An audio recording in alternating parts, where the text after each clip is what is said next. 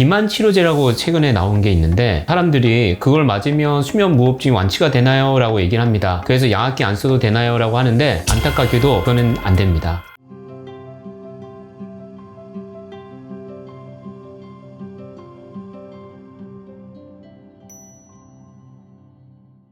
안녕하세요. 이원구의 내 수면 연구소 이원구 원장입니다. 최근에 비만 치료제라고 해서 마운자로 위고비라는 주사가 나왔습니다. 굉장히 이제 매스컴에서도 이슈가 많이 되고 품절 대란이 될 정도로 굉장히 환자들한테 각광받는 그런 이제 치료제라고 알려져 있는데, 물론 이게 비만 치료제긴 하지만 사람들이 수면 무호흡이 있을 때 이 약이 치료가 되는지에 대해서 굉장히 궁금해합니다. 치료에 도움은 됩니다. 하지만 이 치료제가 완벽하게 수면 무호흡을 해결해 줄 수는 없습니다. 이번 영상에서는 마운자로 위고비 같은 비만 치료제가 수면 무호흡에 어떤 좋은 영향을 끼치는지에 대해서 간략하게 말씀을 드리는 시간을 갖도록 하겠습니다.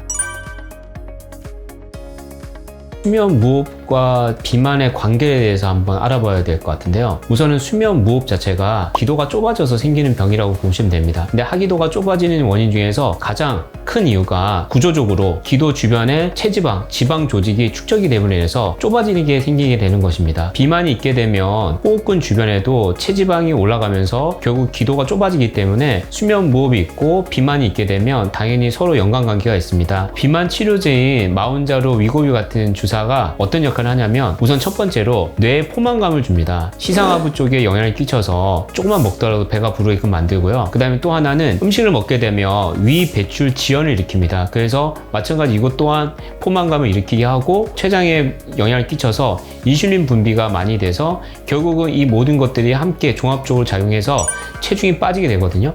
그래서 결국 체중이 빠지면서 수면 무호흡증이 당연히 좋아지게 됩니다. 수면 무호흡증 환자를 대상으로 마운자를 투여하면 어떻게 되는지 그런 관련된 연구가 있어서 말씀을 드리겠습니다. 마운자를 투여한 우리 환자분을 보면 실제로 수면 무호흡 검사를 해보니까 무호흡 횟수가 무려 평균 25회에서 29회 정도 감소되는 놀라운 효과가 있었습니다. 물론 수면 무호흡증 원인 자체가 기도가 막히는 거고, 그 막히는 게 결국 목 주변 부위에 지방이 증가됨으로 해서 막히게 되는데, 몸무게가 한 20kg 정도 빠지게 되니까 환자군 중에서 40% 정도가 거의 수면 무호흡이 있는데 완치가 됐고요. 하지만 나머지 60%는 여전히 수면 무호흡이 있게 되었습니다. 나머지 환자분은 어떻게 치료해야 할지 설명해 드리도록 하겠습니다.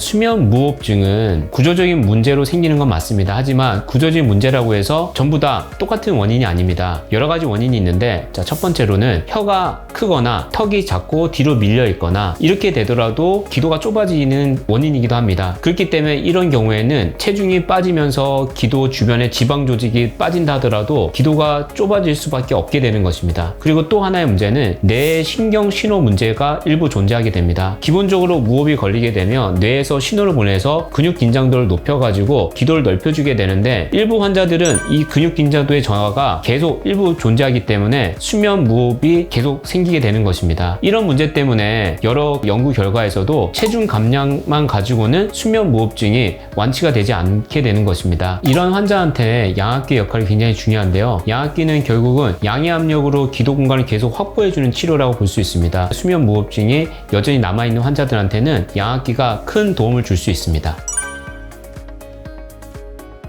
마운자로랑 위고비 같은 비만 치료제 주사제를 체중 감량과 수면 무호흡 치료를 동시에 하고 싶은 환자들이 많은데, 사실 약값이 굉장히 많이 부담이 됩니다. 국내 처방 기준은 체질량 지수 BMI라고 그러는데, 그게 30이 넘거나 BMI가 27이 넘은 상태에서 관련된 합병증이 있을 때는 처방이 가능합니다. 그리고 또 하나 식약처 허가사항이 하나 있는데, 수면 무호흡증이 있게 된다. 그러면 수면 무호흡 치료 보조제로 일부 사용이 가능합니다. 하지만 이런 기준들은 어느 정도 보험사별로 그런 여러 가지 약관이 다르기 때문에 실비 보험이 적용이 될 수도 있고 안 될 수도 있다는 것을 반드시 아셔야 됩니다. 그 확인을 위해서라면 수면 다운 검사를 통해서 수면 무호흡 지수가 어느 정도 이상이 나와야지 처방이 가능한 것으로 되어 있습니다. 수면 다운 검사, 수면 무호흡 치료 보조제에 대한 그런 명시된 내용이 개개인의 약관마다 틀릴 수 있기 때문에 그것을 확인하고 비용 지원을 받으면 될 것 같습니다. 치료 과정에서 환자들이 임의로 비만 치료제 주사라든지 양압기를 중단하는 경우가 많습니다.